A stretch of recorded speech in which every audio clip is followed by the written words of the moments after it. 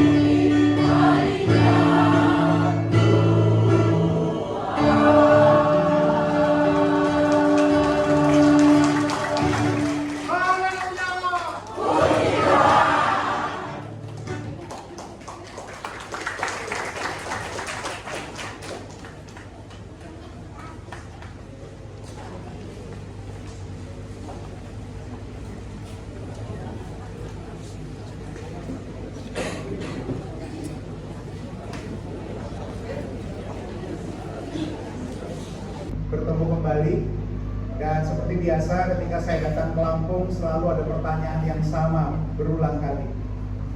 Pak, nyuwun sewu, Bapak ngapa nih Pak Pendeta Yohanes Fajar? Metro. Mungkin mukanya hampir sama gitu Bapak Ibu gitu. Ya. Ya, Pak Yohanes Fajar itu adalah kakak kelas saya di kampus. Ya, kami tidak punya hubungan saudara, tetapi memang sudah sering kami disandingkan sebagai seakan-akan kakak adik secara darah. Tidak ada hubungan. Nanti kita akan bersama-sama berkenalan setelah ibadah ini. Siapa saya dari mana, aslinya dari mana, dan kemudian melayani di mana, dan sudah berapa tahun. Nah, Bapak Ibu dan kalau saya mendapat kesempatan untuk mengantar mereka sekolah, kami selalu menyempatkan untuk baca Alkitab dan berdoa bersama di mobil, di kendaraan menuju ke sekolah. Saya kira setiap kita pasti punya pengalaman-pengalaman atau ritual-ritual semacam itu. Nah, menarik Bapak Ibu dan Saudara bahwa ada beberapa peneliti yang mencoba menghubungkan kebiasaan-kebiasaan rohani itu dengan kehidupan nyata sehari-hari. Dan ada sebuah perguruan tinggi di Jakarta yang menyebarkan angket dan kemudian ingin melihat apa sih korelasinya, apa sih hubungannya. Dan ternyata Bapak Ibu dan Saudara, orang-orang Kristen yang punya kebiasaan-kebiasaan rohani tertentu, ternyata di dalam dia menghadapi pergumulan hidup itu lebih kuat, lebih tenang, lebih bisa berpikir jernih, lebih sabar, dan lain sebagainya.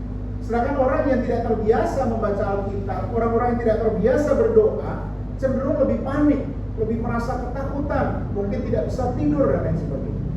Nah, ini menarik Bapak Ibu dan Saudara, karena ternyata ada hubungan yang sangat erat antara kebiasaan-kebiasaan rohani kita dengan ketahanan kita menghadapi rupa-rupa persoalan atau pergumulan hidup. Saya mungkin, ya kalau membayang-bayangkan seperti olahragawan begitu ya Bapak Ibu ya. Bapak Ibu tahu olahragawan, kita baru saja kemarin nonton di televisi ada olimpiade dan lain sebagainya. Para atlet yang berhasil atau yang ikut sajalah, tidak usah yang berhasil meraih juara, adalah mereka yang rajin berlatih siang dan malam. Jadi memang kemampuan mereka itu, otot mereka itu dilatih setiap hari supaya mereka bisa bertanding sebaik-baiknya.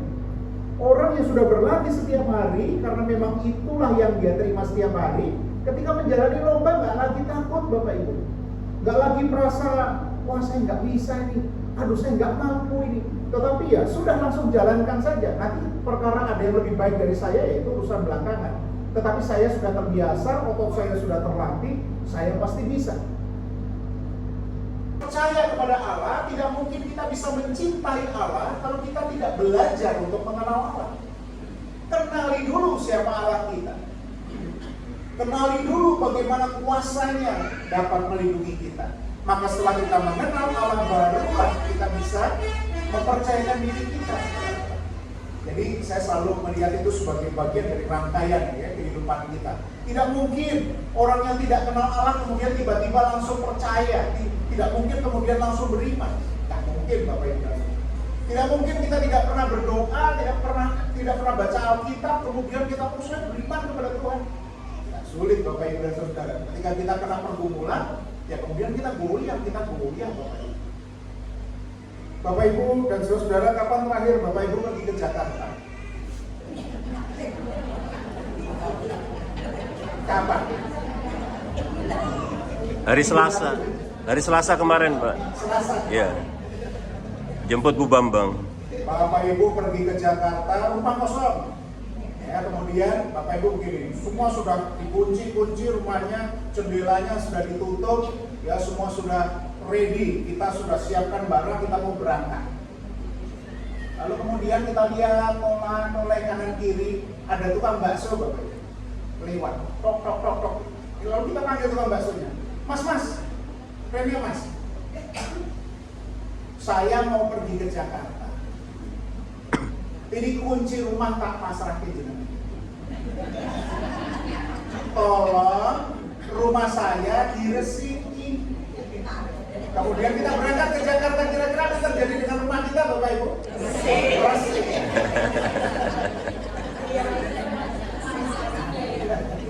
Bahkan kehidupan kita kepada orang yang tidak kita kenal, kepada Tuhan yang tidak kita kenal, aneh nggak? Ya aneh Bapak Ibu.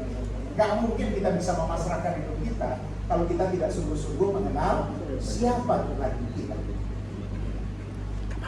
Paham ya Bapak Ibu ya sampai sini ya. Jadi gak mungkin mosok kita kuat ya, kita menghadapi pergumulan, saya masih tetap bisa percaya kepada kita saja nggak pernah baca Alkitab, kita saja nggak pernah berdoa, sulit ya.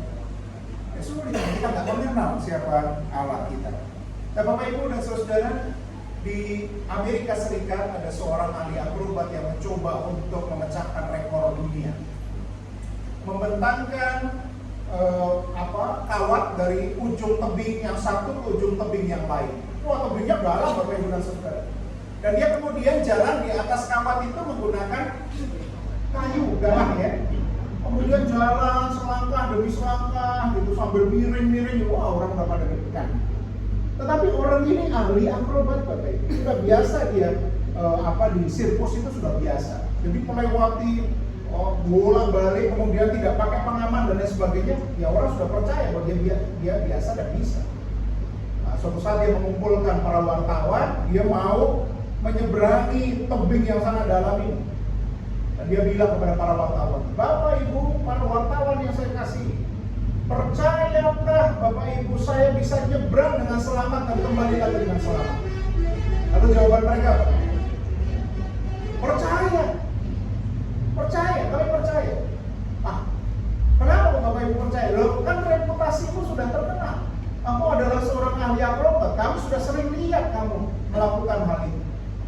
Kami percaya kamu bisa. Oleh sebab itu kami datang ke sini untuk meliput.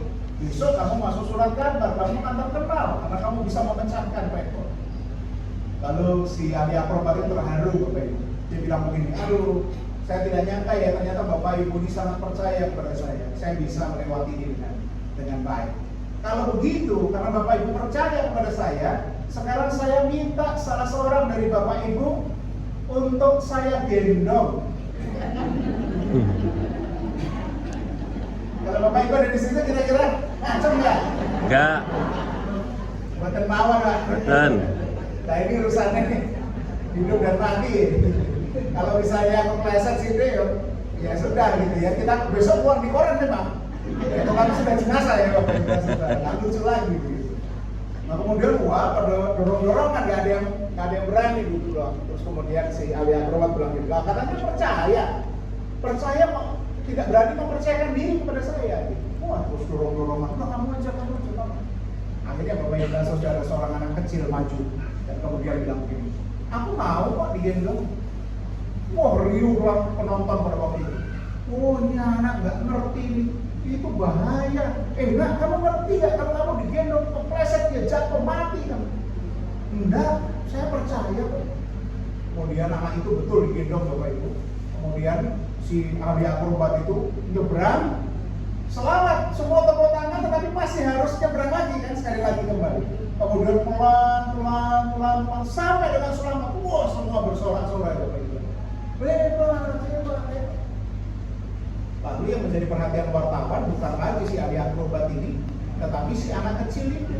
Diwawancara si anak kecil itu. Nak, kamu kok berani nak? Kamu gak takut jatuh? Enggak, saya gak takut jatuh. Loh kenapa kamu gak takut jatuh? Karena dia bapak saya.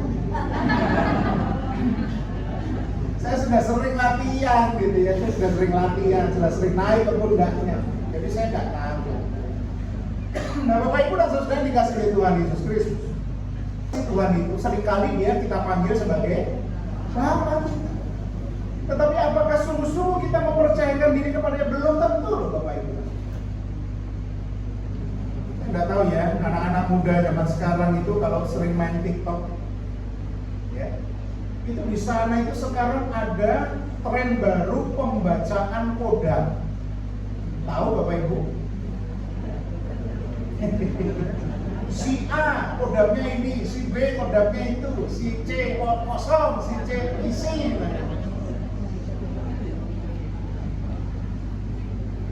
Dan kemudian orang itu merasa bangga bahwa dia memiliki kekuatan tertentu secara alamiah yang menjadikan dia kuat.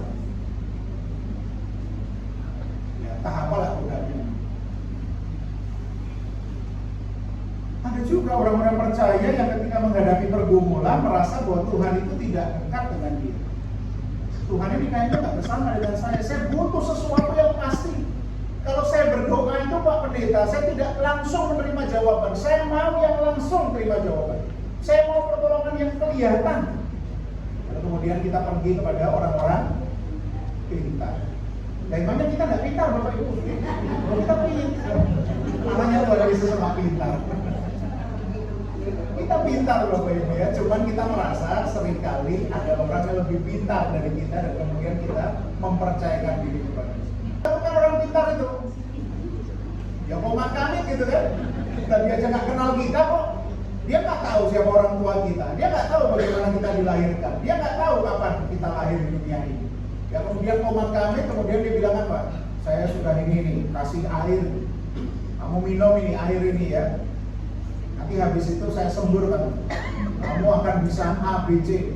Kemudian dia kumur-kumur Bapak Ibu. Biasanya kalau kita kumur-kumur sikatan terus dibuangnya kemana? Dibuangnya ke comberan, tetapi ini dibuang ke muka kita Bapak Ibu. Wah, gitu ya. Kemudian, waduh, pulang kita kemudian mertenteng kayak rasanya mendapatkan kekuatan baru. Betul nggak itu? Tidak ada kekuatan yang lebih kuat daripada kekuatan Tuhan. Ya Bapak Ibu dan Saudara. Setiap kita yang tahu dan belajar agama-agama di dunia ini, cari tahu deh, apa sih sebetulnya yang dibilang sama pemimpin-pemimpin agama mereka. Semua pasti bilangnya sama Bapak Ibu. Bilangnya begini, aku ngerti jalan kepada Tuhan. Ikutlah aku tak dudui dalam. Betul nggak Pak Ibu? Betul nggak Bapak Ibu? Semua loh, agama semua di dunia ini selalu bilang begitu. Saya tahu jalan menuju sana, yuk ikut saya, nanti tak dudui dalam. Apakah Tuhan Yesus bilang begitu Bapak Ibu? Tuhan Yesus bilang apa? Ikutlah. Akulah jalan kebenaran dan hidup. Kalau tidak melalui aku, orang tidak akan sampai kepada Bapa. Adakah agama yang mengajarkan seperti itu Bapak Ibu? Jadi kalau Bapak Ibu sekarang di dalam iman Kristen, Bapak Ibu sudah berada di jalan yang benar. Jadi kalau kita masih ragu-ragu, aduh, bener apa lagi loh, Gusti Yesus, aduh, Bapak Ibu sudah lewat masa itu. Nanti nggak perlu lagi kita pertanyakan, ya. Karena sudah pasti, sudah bulat pemahaman kita bahwa Tuhan Yesus adalah satu-satunya jalan. Jadi jangan takut, jangan khawatir. Yang kedua, Bapak Ibu dan Saudara, firman Tuhan itu menjadi jalan bagi kita untuk mengenal Tuhan. Jadi mau tidak mau kita harus membaca firman. Rasul Paulus pernah mengembalakan seorang muda bernama Timotius. Dia masih sangat muda, masih remaja, masih kemerah-merahan pipinya, wajahnya. Tetapi dia sudah harus pegang sebuah jemaat. Sing angel, Bapak Ibu dan Saudara. Orangnya angel. Sudah sepuh-sepuh tapi Daniel Waluyo, ngerti nggak Daniel Waluyo? Dikandani angel waton Suloyo. Ada nggak yang namanya?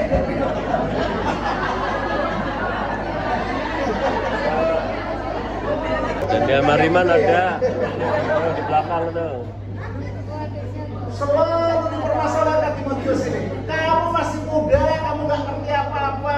Udahlah, nggak usah sok-sokan mengajar kamu di sini. Kamu nggak ada, kamu kalah halu sama kami. Tetapi Timotius diberitahu oleh Paulus begini. Timotius, ketika engkau membaca Alkitab, engkau membaca firman Tuhan, itulah wibawamu. Lakukanlah apa yang kau baca itu sehingga orang-orang dapat meneladani perkataan dan perbuatanmu. Kamu nggak usah rendah hati, nggak usah rendah diri, karena kamu muda, tetapi justru jadilah teladan di dalam segala tingkah.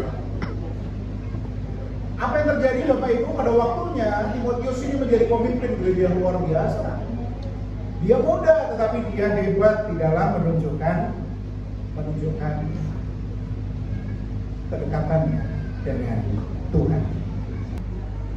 Kalau mau tidur, langsung duduk dan berdoa. Saya.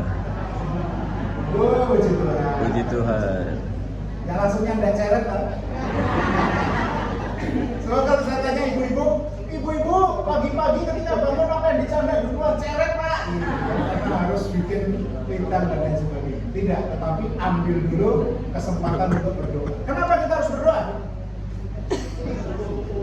Mengucap syukur. Apa yang kita syukuri? Dia masih bernafas, bersyukur Bapak Ibu. Banyak di antara manusia yang hidup di dunia ini ketika tidur nggak bangun lagi, betul nggak? Ya, ada yang kena serangan jantung, ada yang kena gempa bumi, ada yang macam-macam ya, tidak bisa bangun lagi. Tetapi kalau kita masih bisa bangun, itu bukan karena kehebatan kita, bukan karena kesehatan kita, tetapi karena Tuhan mengizinkan kita bangun. Ya Bapak Ibu ya. Ini mengucap syukur. Tadi pagi mandi mengucap syukur nggak? Mengucap syukur nggak? Enggak. Harus mengucap syukur. Bayangkan nggak ada air, bagaimana Bapak Ibu? Mandinya, ya kan? Mau mandi di lembah, seluruh gitu ya. Wah itu air itu segala-galanya Bapak Ibu dan Saudara. Ya nggak mandi sehari rasanya, waduh karu-karuan. Saudara nggak pakai cermin, kita keluar dari rumah, habis mandi, jungkatan tanpa bercermin, kita berangkat, pakai lipstick tanpa bercermin kita berangkat, kemudian kelebihan setengah senti Bapak Ibu. Kira-kira apa yang terjadi? Orang-orang saya cedera ya Bapak Ibu ya, ini kayaknya ada sesuatu gitu, masa lipstickan lebih 1 senti. Nah Bapak Ibu, kita bercermin, supaya apa? Supaya kelihatan bahwa kita pantas. Betul nggak? Keluar rumah kita pantas. Ya sisiran begitu, kita harus bercermin supaya apa? Supaya kelihatan baik, supaya kelihatan kita rapi, supaya kelihatan enak dilihat oleh orang. Bapak Ibu dan Saudara, cermin di dalam kehidupan kita adalah firman Tuhan. Alkitab itu adalah cermin kita. Alkitab itu jujur, cermin itu jujur buatan Bapak Ibu. Jujur. Kalau jelek dibilang cakep nggak? Ya enggak gitu ya. Maksud kita bercermin terus kelihatan kayak kita film Korea kan enggak juga. Ya. Jadi kalau kita bercermin yang kelihatan ya kita. Sama Alkitab juga begitu.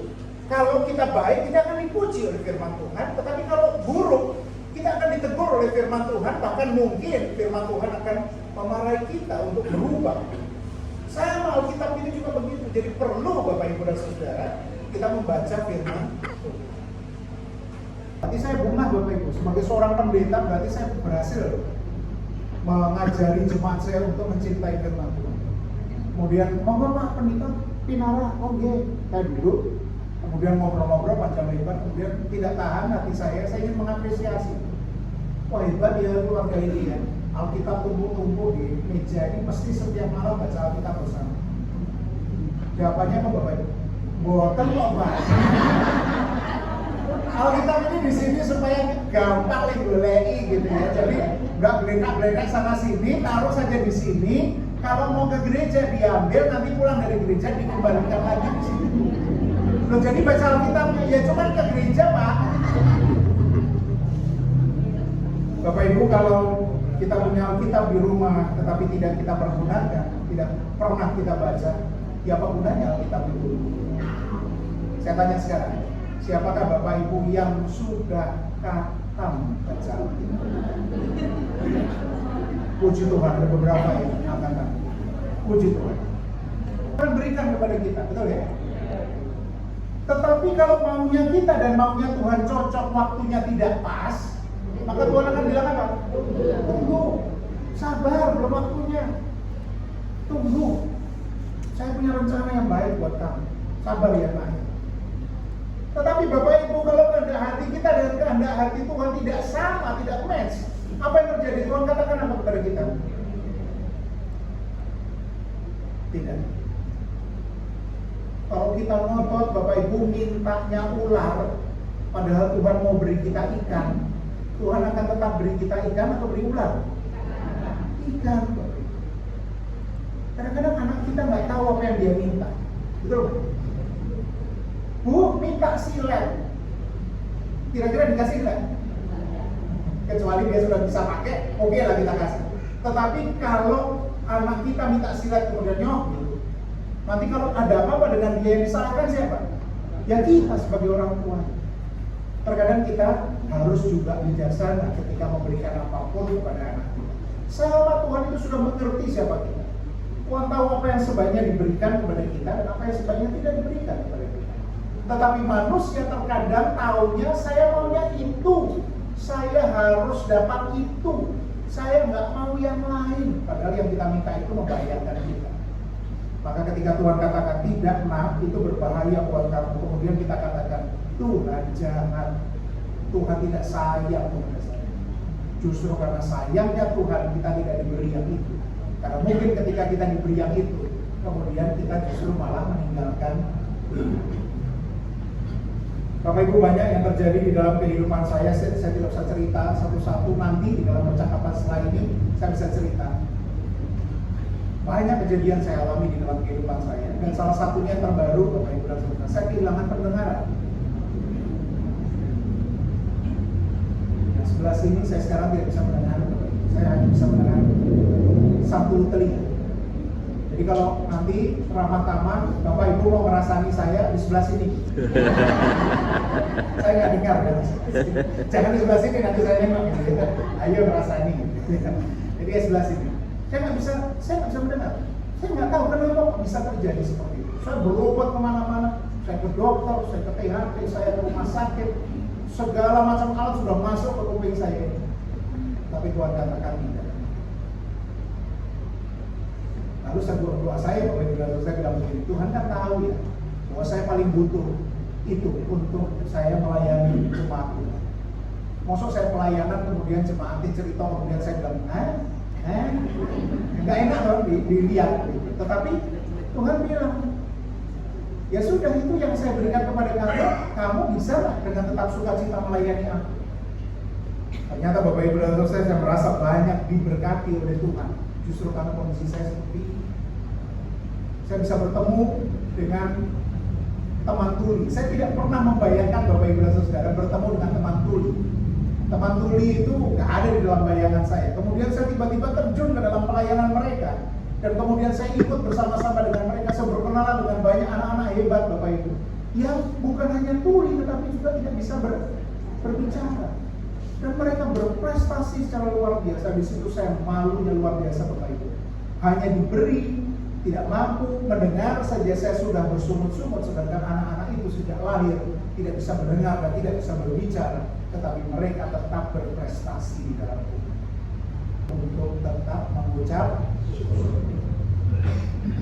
Bapak Ibu, ketika Bapak Ibu mengalami pergumulan, saya juga berharap begitu ya, dan melihat apa sebetulnya berkat Tuhan yang sudah kita terima di dalam kehidupan kita. Dengan begitu kita akan semakin terus dikuatkan, semakin terus dikuatkan. Ini pentingnya kita bersekutu, Bapak Ibu. Tidak kemudian kita menjauhkan persekutuan.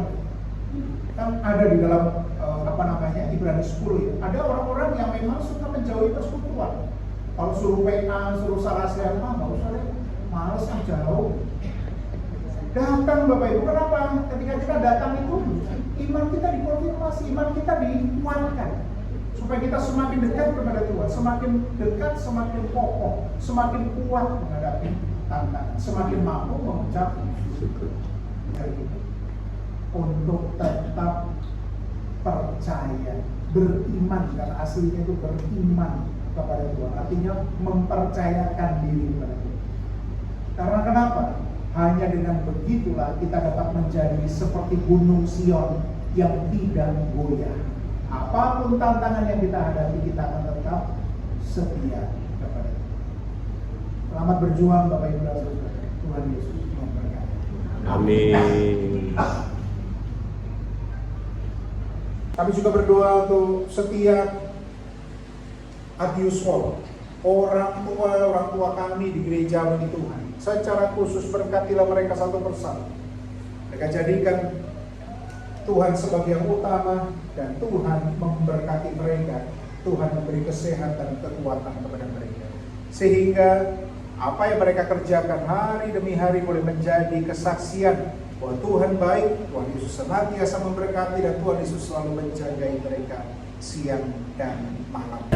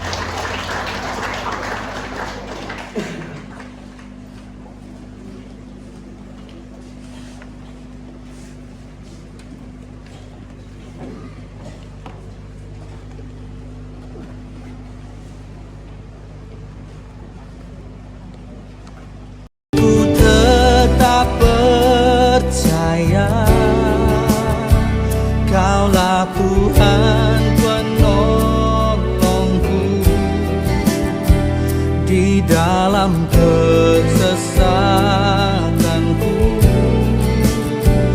Kaulah Tuhan penghiburku,